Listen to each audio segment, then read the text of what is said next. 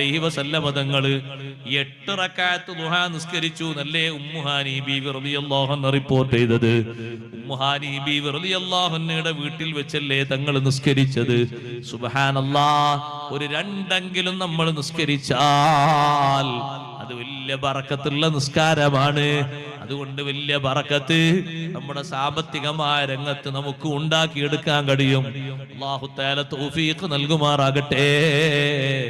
ഖബറിലുള്ള നൂറാനിയത്ത് ഉദ്ദേശിക്കുന്ന ആളുകൾ, ഖബറിലുള്ള വലിയ പ്രകാശം ഉദ്ദേശിക്കുന്ന ആളുകൾ 2 റക്അത്തെങ്കിലും തഹജ്ജുദ് നിസ്കരിക്കണം.